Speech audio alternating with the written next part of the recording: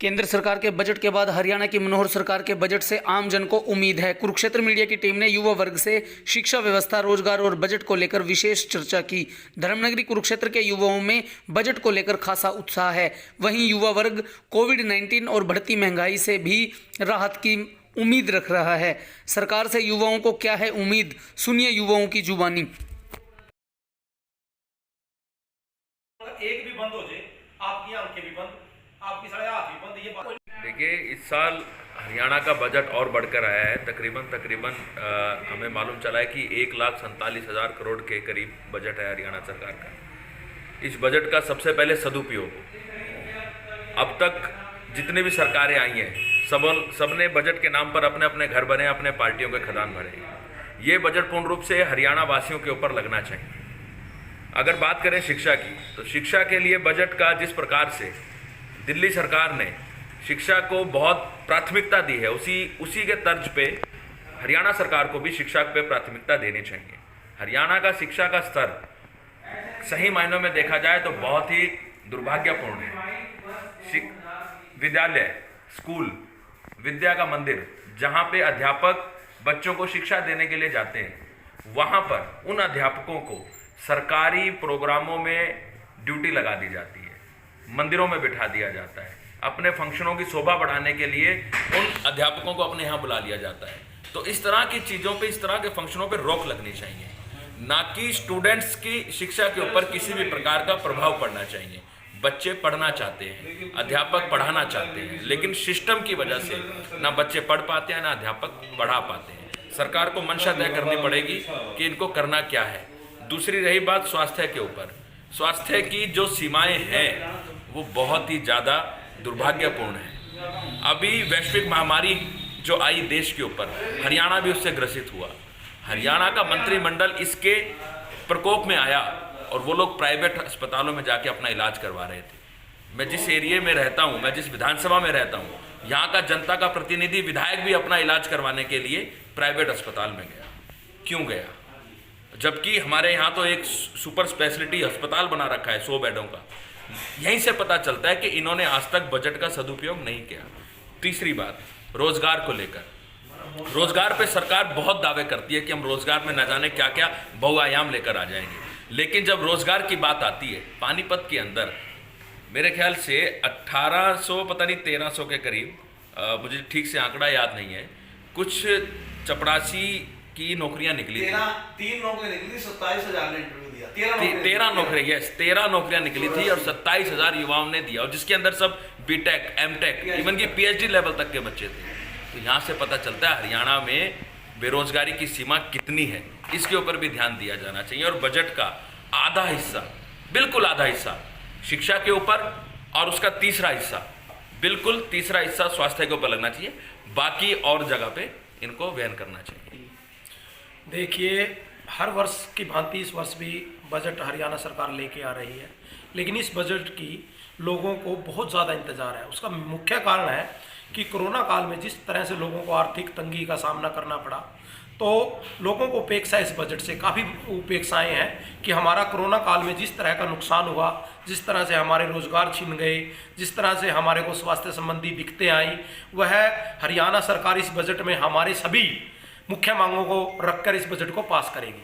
देखिए, सरकार का मुख्य कर्तव्य होता है शिक्षा, स्वास्थ्य और रोजगार, और इन 3 महत्वपूर्ण बिंदु पे ही हम सरकार का चुनते हैं, किसी भी सरकार को चुनते हैं कि हमारे इन 3 मूलभूत सुविधाओं को सरकार दे, और हम इस उपेक्षा के साथ इंतजार करते हैं सरकार के महत्वपूर्ण बजट का कि वो इन 3 बिंदुओं पर किस तरह से इस बजट को रखती है।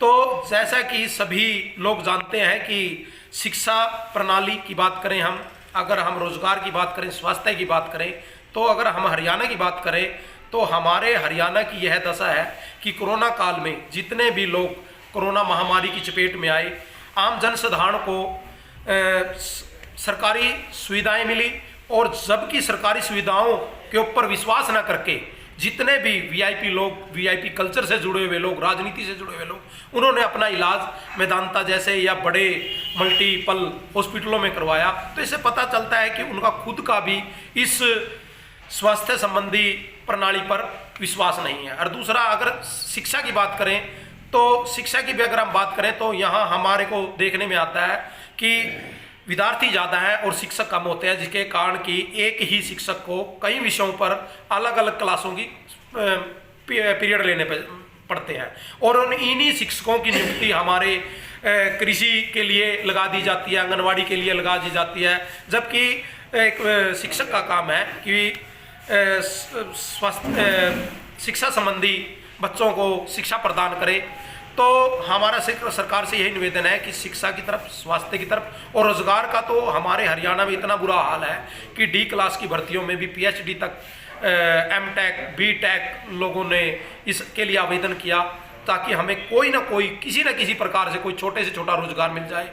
तो ये सरकार के लिए हम यही आपके इस चैनल के माध्यम से ही प्रार्थना करते हैं कि लोगों की मूलभूत जो 3 मांगे हैं इनको ध्यान में रख के बजट पेश करें, ताकि लोगों को जो कोरोना काल में जिस तरह से लोगों को दिक्कतें आई और लोगों को वास्तविक समस्याओं का सामना करना पड़ा, ऐसी भविष्य में उनको ऐसा कभी पीड़ा ना हो, इसके लिए स्वास्थ्य, शिक्षा और रोजगार के लिए यह बजट सरकार पेश करे। यह अपेक्षा के साथ हम विश्वास करते हैं कि सरकार शायद ऐसा करे, अगर नहीं करेगी तो यह दुर्भाग्य की बात होगी। प्रदेश के फाइनेंस मिनिस्टर भी हैं, जो उनसे एक मांग कर दिया है कि सबसे पहले जो एक वैश्विक महामारी कोविड-19 जो आज मौजूद है और उसके हालात पहले के मुकाबले दोबारा केसेस बढ़ने जा रहे हैं और एक नई किरण के रूप में जो कोविड वैक्सीनेशन आई है, उसके लिए सरकार सबसे पहले तो बजट में कोविड-19 की वैक्सीनेशन के लिए बजट उचित मुहैया कराए ताकि लोगों को इस बीमारी से निजात दिला सके। उसके बाद शिक्षा के क्षेत्र में हरियाणा सरकार दिन प्रतिदिन बजट को कम कर रही है। जैसे कि पीछे कुरुक्षेत्र यूनिवर्सिटी का मामला आया था, वहाँ पे फंडिंग की वजह से, कम होने की वजह से स्कॉलरशिप नहीं मिल पा रही थी। और तीसरा सबसे प्रमुख मुद्दा, हरियाणा सरकार जब से उप मुख्यमंत्री दुष्यंत चौटाला जी फूड एंड सप्लाई मिनिस्टर बने हैं, तब से किसानों को पेमेंट को लेकर बहुत परेशानी हो रही है और उम्मीद करते हैं इस बार गेहूं की पेमेंट समय अनुसार कर दी जाएगी। बजट से क्या उम्मीद है, एक युवा होने के नाते क्या मांग है आपकी?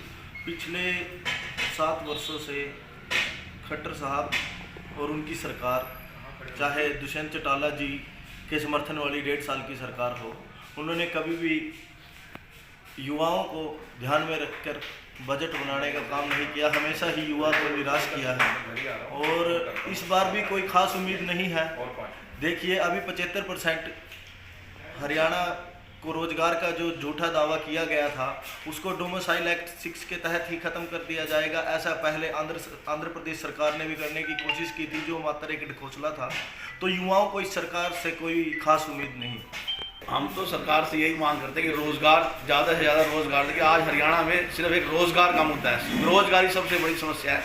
इसलिए सरकार बजट में ज़्यादा से ज़्यादा रोज़गार के अवसर प्रदान करे ताकि युवाओं को रोज़गार मिल सके। आत्मनिर्भर शिक्षा सुरक्षा की बात है, उसको लेके क्या कहेंगे? सरकार स्किल इंडिया के तहत मतलब काम करे ताकि लोग आत्मनिर्भर हो सकें और उनको रोज़गार मिल सके। स्किल इंडिया पर ज़्यादा ध्यान दें। महिलाओं के लिए कोई स्पेशल कुछ हो, जिस तरीके से महंगाई बढ़ रही है उनको राहत मिले। महिलाओं के लिए राहत है कि गैस के दाम कम किए जाए, जो खाद्य पदार्थ है उनकी चीज़ें कम हो ताकि महिलाओं की रसोई का खर्चा कम हो और उनको रसोई में राहत मिले। मैं आपके चैनल के माध्यम से ये कहना चाहूँगा कि सरकार ने जो दिन प्रतिदिन 1 महीने में 20 बार पेट्रोल के दाम, 20 बार गैस के दाम जो बढ़ाए हुए हैं, इससे गृहिणियों को अपनी रसोई का खर्चा चलाने में बहुत कष्ट हो रहा है। इससे आम आदमी की और समस्याएं बढ़ रही हैं। मैं यही चाहूँगा कि बजट को गृहिणियों के हिसाब किताब से बनाया जाए।